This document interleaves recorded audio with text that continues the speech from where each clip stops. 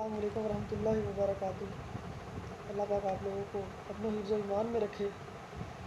सबसे पहले तो मैं 6 सितंबर के हवाले से अपने उन जवानों को, उन मुसलमानों को और उन फोर्सेस को सलाम पेश करता हूँ कि जिनकी बदौलत हमें ये मुल्क पाकिस्तान मिला, या फिर जिनकी बदौलत आज हम आज़ाद हैं, जिन्होंने अपनी कुर्बानियाँ पेश की, अपनी ज़िंदगियों के नजराने पेश किए। तो मैं उनको ना खराज तहसीन पेश करता हूँ। उसके बाद कल की जो हमारी मीटिंग हुई थी इस हवाले से, क्योंकि ये जो सबसे पहले मैं एक बात क्लियर करता हूँ कि जो भी आज की मेरी बात होगी वो ना ही तो मेरी इस टॉपिक पे होगी कि मुझे दोबारा किसी ओहदे पे रखा जाए, ठीक है, या फिर मैं काम करने के लिए तैयार हूँ, नंबर एक। नंबर दो पे, ठीक है, ये जो आज मैं बात करूँगा ये अपनी हर सवाल का जो जवाब है ना, वो मेरे पास भी सवाल जो है, जो मुझे लेटर मिल चुका है, ठीक है, पोस्ट भी लग चुकी है, तो उस हवाले से मैं बात क्लियर करूँगा कि ये जो बातें आज होनी थी, ये मैं ऑफ़िस में, मेरे पास टाइम नहीं था किसी वजह से, आकर जिस वजह से मैं ऑफ़िस नहीं पहुँच रहा था, तो मैंने आज सुबह मैसेज दिया कि एक हफ़्ते के दौरान किसी टाइम मेरे पास टाइम होगा तो मैं मैसेज दे दूँगा, और तमाम की तमाम जो एग्जेक्टिव कमेटी है ना, तो वो मीटिंग के लिए तैयार है। किसी टाइम मैसेज दूँगा तो कमेटी जो है वो फौरी, जितने भी सीनियर मेम्बरान हैं, जो सीनियर जो हैं वो पहुँचे हैं, और पहुँच के जो वहाँ पे बात होगी। लेकिन उसके बाद मेरी जो हमारे सीनियर ऑफिसर्स हैं उनके साथ बात हुई, तो उनके साथ कुछ डिस्कस इस तरह की हुई, लिहाजा मैं ऑफिस में नहीं आ सकता। सबसे पहले तो मैं यहाँ पर ना एक बात क्लियर करता हूँ अहमद सईद भट्टू साहब की। उन्होंने एक सवाल किया है कि आपका असल नाम क्या है। ठीक जी भाई, अहमद सईद भट्टू साहब के नाम पे ये उन्होंने मुझे ये सवाल उनका था, आज सुबह भी हुआ, तो ज़ाहिर सी बात है ये सवाल मीटिंग में भी किया गया होगा, क्योंकि कल रात को मीटिंग थी तो मैं मीटिंग में मौजूद नहीं था खुद। जी, मेरा रब्ता हुआ था नेट के ज़रिए, साथ जो चेयरमैन जहाँ जेब आतल महार साहब हैं, इनके साथ मेरा कॉन्टैक्ट हुआ था। वसी के नाम पे मेरी एक आईडी बनी हुई थी। वसी के नाम पे वो जो मेरी आईडी बनी थी, वो आईडी मेरा बनाने का मकसद क्या, क्यों था, किस लिए बनाई गई थी, वो फेक आईडी थी।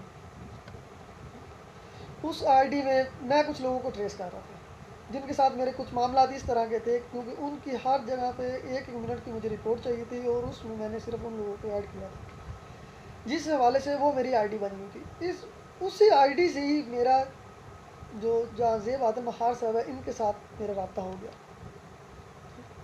तो इनके साथ रब्ता हुआ, मीटिंग्स वगैरह अटेंड हुई, इस काम का जो है वो आगाज़ हो गया, नंबर एक।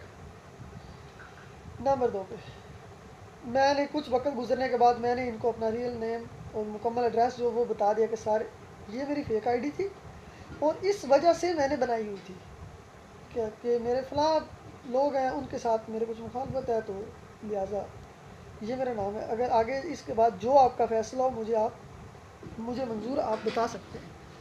मुझे चाहे तो रखें या चाहे तो मुझे अभी से निकाल दें।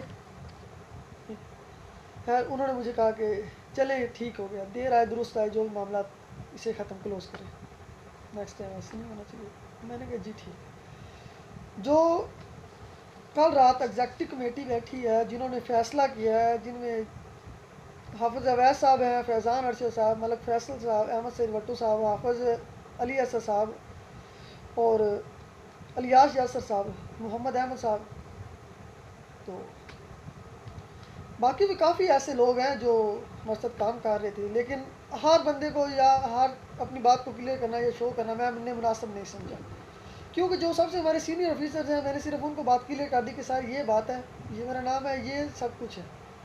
तो बाकियों को, क्योंकि वो भी मेरी तरह, ठीक है, कोई सीनियर ऑफिसर्स नहीं थे, तो ना ही कोई उनका कोई सीनियर अहदा था, हम तकरीबन साहब एक ही अहदे पर मौजूद है। मैंने उनको बात क्लियर कर दी, उसके बाद हमें मेरी आवाज़ अपने काम सौंप दिए गए।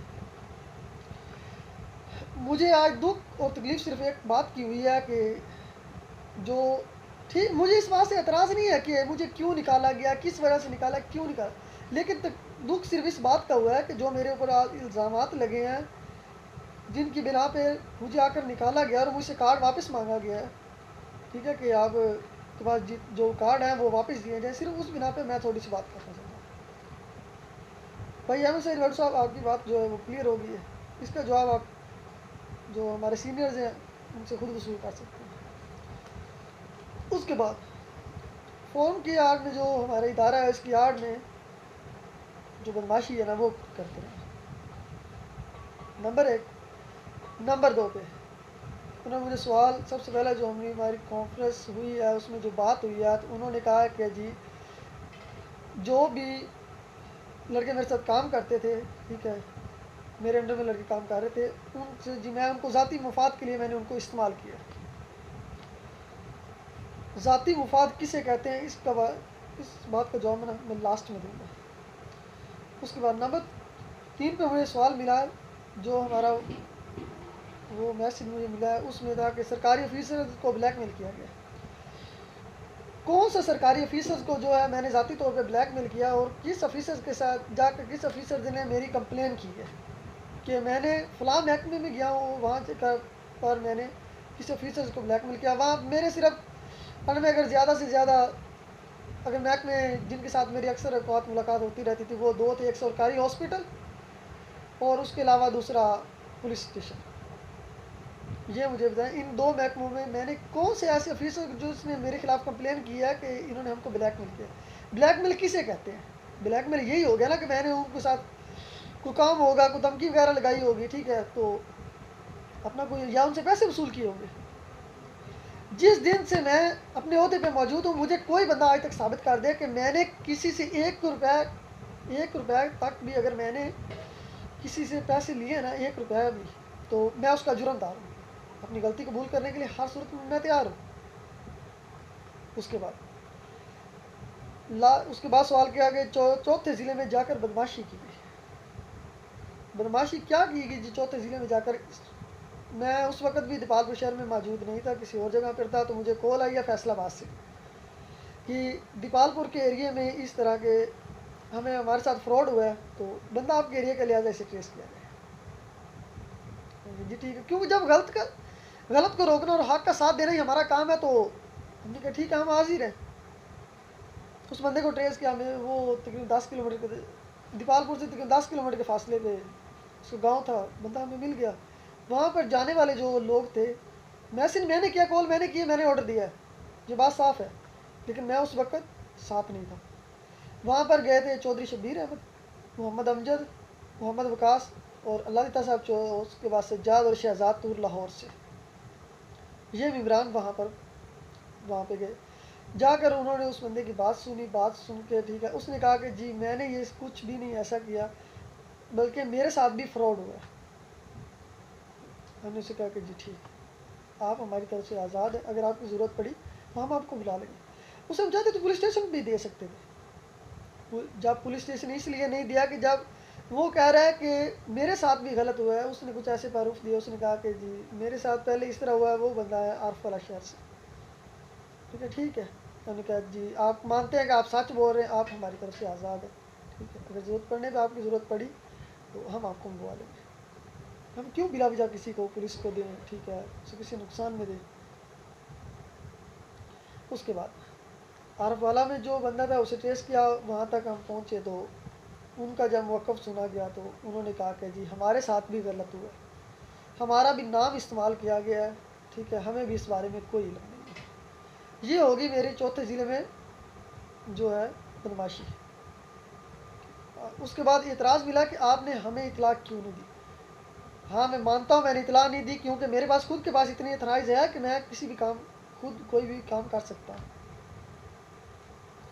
उसके अलावा हमने उस बंदे का जो उसने हमें कुछ नंबर्स दिए, उस नंबर का जो हमने CDR निकलवाया, तो CDR से पता चला कि इनके साथ भी करने वाला एक औरत है और एक बंदा है, वो है सिंध के एरिए से।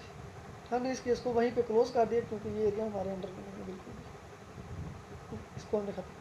उसके बाद जो CID के कार्ड के बारे में बात हो रही थी, जब ये CID के कार्ड बने थे उस वक्त मेरे पास CID का असर कार्ड नहीं था। उसके अलावा CID के कार्ड के ऊपर जो ये बार बार कह रहे हैं कि गलत इल्ज़ामात, गलत, मुझे ये तो बताएं कि मैंने ओहदे से कौन सा गलत काम किया है। और उसके बाद लास्ट में छठा सवाल है कि इनके ऊपर पहले मुकदमा थे और अब भी आपके ऊपर मुकदमा दर्ज है, तो लिहाजा हम क्रिमिनल जो है रिकॉर्ड में वो इस हक में या इस ओहदे पे नहीं रह सकते, काम नहीं कर सकते। पहले जो था वो वक्त गुजर चुका था, कोई भी क्रिमिनल रिकॉर्ड थाने में मौजूद नहीं, सब वक्त FIR हुई थी, ठीक है, उनको भी, उसका भी सीनियर ऑफिसर को पता है, ठीक है, उसके बाद कोई FIR नहीं हुई जी। अब बात करते हैं ज़ाती मुफाद पे आकर। ज़ाती मुफाद के लिए इस्तेमाल किया गया। ज़ाती मुफाद किसे कहते हैं? मेरे ख्याल में तो अगर कोई और भी हो तो मुझे बता सकते हैं, आपकी रहनुमाई का शुक्रिया होगा, लेकिन मेरे ख्याल में ज़ाती मुफाद ये होते हैं कि कहीं पे जी लड़ाई होगी, लड़ाई में आकर मैंने कुछ जो मेम्बरान है उनमें से मैंने कॉल कर दी जी अहमद सईद भट्टू साहब को, जी अहमद सईद भट्टू साहब के आप आ जाएँ, मलिक फैसल साहब आप आ जाएँ, ठीक, अली असद साहब आप आ जाएँ, क्योंकि ये ज़ाती मुफाद इनके साथ मेरी इस तरह बनता है क्योंकि मैं जब इस फील्ड में आया हूँ, ठीक है, इस महकमे में आया तो मेरा उस वक्त इनके साथ ये तल्लक बना है, इनको मैं अगर इस्तेमाल करता हूँ अपनी किसी ज़ाती लड़ाई किसी ज़ाती मामलात के लिए तो ये तो हो गया मेरा ज़ाती मुफाद, ठीक है। जब मैंने इनको मैसेज नहीं किया, कॉल नहीं की, तो फिर मेरा ये ज़ाती मुफाद कहाँ से आ गया? नंबर 1 पे हो गया मेरे ख्याल में जो ज़ाती मुफाद है मैं उनको यही गिनता हूँ। दूसरा ज़ाती मुफाद आ गया फ़ंड के हवाले से, हमें कोई पैसा मिला हो, फ़ंड मिला हो, तो उसे हमने गलत तरीके से मैंने अपने जेब खर्च में इस्तेमाल कर लिया या अपने घर के मामलात में उसे इस्तेमाल कर लिया, ये ज़ाती मुफाद हो गया। अगर जो मुझे फ़ंड का पैसा मिला है या फ़ंड की उस पैसे मुकम्मल हर बंदे को मैंने हक दिया है कि जो भी चाहे मुझसे सवाल कर सकता है उस बारे में, फिर जब जो मामलात काम किया जाता है उसके ऊपर जितना अखराजात आते हैं उसमें से डबल खर्चा मेरी अपनी जेब खर्च से मैं उसके ऊपर खर्च करता हूँ, तो क्या ये अगर मेरा ज़ाती मुफाद है? किस किस बिना पे मेरे साथ पे ऊपर ब्लेम दिया गया है? मुझे किसी बात की कोई दुख नहीं, कोई तकलीफ, मैं खुद भी अब साथ चलना भी नहीं चाहता और ना ही मैं चलने के लिए अब तैयार हूँ, ठीक है। मुझे 1 हफ़्ते के लिए कार्ड की मैसेज मिला कि 1 हफ़्ते के अंदर आपने ऑफिस में कार्ड जमा करवा दे, मैं 1 हफ़्ता तो क्या 2 दिन के अंदर, ठीक है, मैं TCS के ज़रिए कार्ड भेज दूँगा, CID का कार्ड भी और दूसरा कार्ड भी, मैं हर तरह कार्ड जमा करवाने के लिए तैयार हूँ, मुझे कोई एतराज़ नहीं है ज़रा सा भी। जो सबसे ज़्यादा बात ने जो उसने तकलीफ़ दी है, दुख दी है, वो दी है ज़ाती मुफाद पर आकर। हाँ, ज़ाती मुफाद मेरा ये था कि जो फैसलाबाद से कॉल आई है तो उसके ऊपर हमने अपने जेब से खर्च से पैसा इस्तेमाल किया, जो कुछ भी किया है वो मेरा ज़ाती मुफाद हो गया। ज़ाती मुफाद ये होता कि अगर मेरे ऊपर कोई केस होता, FIR होती, तो मेरे पीछे आते, ठीक है, सज्जाद साहब मेरे पीछे आते और कहते कि जी पुलिस वालों की बातें इनको सुननी पड़ी, तो मैं कहता कि यार जब मेरे ज़ाती मुफाद के लिए मेरे पीछे आए तो इनको मेरी वजह से ये बातें सुननी पड़ी हैं। अगर एक मेरा दोस्त है, एक मेरा भाई है, बचपन से उसे मैं जानता हूँ, मैं उसको किसी भी काम में हम कहीं भी जाएं, वो मेरे ख्याल में वो ज़ाती मुफाद नहीं होगा। और जब से मैं इधर आया तो मुझे कोई एक तो बताए, उसके बाद ये दीपालपुर में क्या गया कि जी 3 लड़ाइयाँ मेम्बरान को बुला कर जो ना जो आपके साथ लड़के काम करते हैं हमने उनको बुलवा कर, ठीक है, लड़ाई झगड़ा किया है, तो ये कोई बंदा साबित कर दे। जब ये कैदे चौक पे दीपालपुर में मसला बना था, मैं उस वक्त उस शहर में भी अगर मौजूद था तो मैं जुर्मदार हूँ। ये मसला कब बना, कैसे बना, मुझे इसके बारे में इल्म तक नहीं था। मैं तो खुद घर की जगह कहीं गया हुआ था, तो वापस आया काफ़ी दिन के बाद, तो अचानक बाहर शोर था, बाहर निकला तो पता चला कि ये इनका मामला बने हैं। और 3 दफ़ा नहीं कह रहे को जी 3 दफ़ा ये झगड़ा हुआ है। मैं बाहर आया हूँ घर से, ठीक है, मैंने समझा कि बाहर हादसा हो गया। बाहर निकला तो मुझे उन्होंने कहा इनको से गाड़ी में बिठाया, मैंने यार हुआ कि आप कौन है, ठीक है। ऊपर उसके बाद जो विकास है वो बाहर आया तो उनका आपस में झगड़ा हो गया, बहस तकरार हुई है, तो वो उन्होंने जाकर FIR करवा दी, थाने में चले गए, ठीक है। थाने में जब वो गए तो वहाँ पे थाने में मैं भी इनके साथ गया हूँ, ये नहीं कि नहीं गया हूँ, वहाँ पर जाकर सुलह होगी, बात मामला ख़त्म हो गए। अगर ये भी ज़ाती मुफाद है ना तो मैं इसके लिए भी हाजिर हूँ, जुर्मदार हूँ, ठीक है। ज़ाती मुफाद तो ये हो गया ना कि रास्ते से गुजर रहे थे, एक्सीडेंट अगर किसी का हो गया उसे उठाया, अपने अपने साथ लेकर खुद TOH की तक पहुँचे या कहीं भी हॉस्पिटल में पहुँचे, गाड़ी का वेट नहीं किया, किसी चीज़ का वेट नहीं किया। तो अगर ये मेरा ज़ाती मुफाद है किसी को साथ ले जाने का या किसी की हेल्प करने का, मदद करने का, तो मुझे ये सज़ा फिर भी मंजूर है।